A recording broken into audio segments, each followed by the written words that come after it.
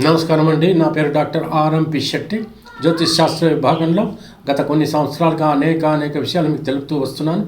మీరు చూస్తున్నారు, అనుసరిస్తున్నారు, లాభపడ్డారు కూడా. అయితే కుంభరాశికి ఫిబ్రవరి మాస ఫలితం ఎలాగుంటుందో చెప్పడానికి ప్రయత్నిస్తున్నాను. జాగ్రత్తగా వినండి.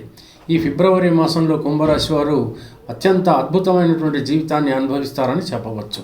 కాకపోతే రెండో ఇంట్లో రాహు ఉన్నాడు కాబట్టి విదేశాలకు సంబంధించిన వ్యవహారాలు ఏమున్నప్పటికీ కూడా చాలా సక్సెస్ఫుల్గా ఉంటాయి. డాక్టర్లకి చాలా బాగుంటుంది. వాళ్ళకి మళ్ళీ ఆర్థిక పరిస్థితి చాలా అద్భుతంగా ఉంటుంది. అందరికీ కూడా ఈ యొక్క కుంభరాశి వారికి బాగానే ఉంటుంది. కానీ మీకు జరిగేటువంటి దశ ఏం జరుగుతుందో మీరు ఒకసారి పరీక్షించుకోవాల్సి వస్తుంది.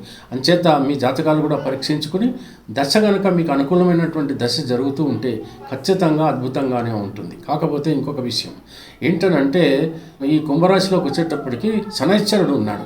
ఈ శనైశ్చరుడికి కుంభరాశి మూల త్రికోణ స్థానం కనుక చాలా బలమైనటువంటి పరిస్థితి మీకు ఉంటుంది. అయితే లగ్నము అనేటువంటిది ఏదైతే ఉందో, శనికి వ్యతిరేకంగా ఏదైనా లగ్నం ఉంటే, అంటే శనికి శత్రువులు ఉన్నారు.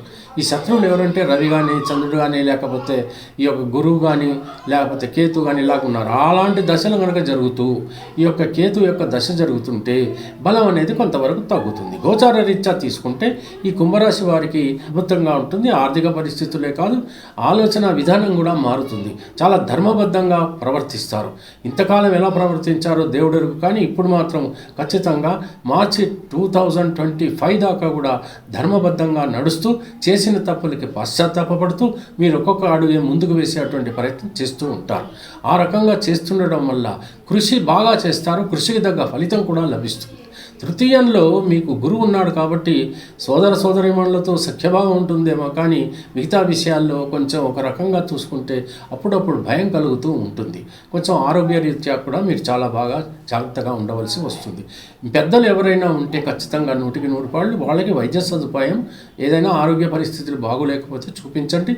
వాళ్ళ ఆశీర్వాదాలు పొందడానికి ప్రయత్నించండి. ఎట్టి పరిస్థితుల్లో గురువులను మాత్రం నిందించవద్దు. దైవమే లేదు, అంతా నేనే అని అనుకోవడం అహం పనికిరాదు.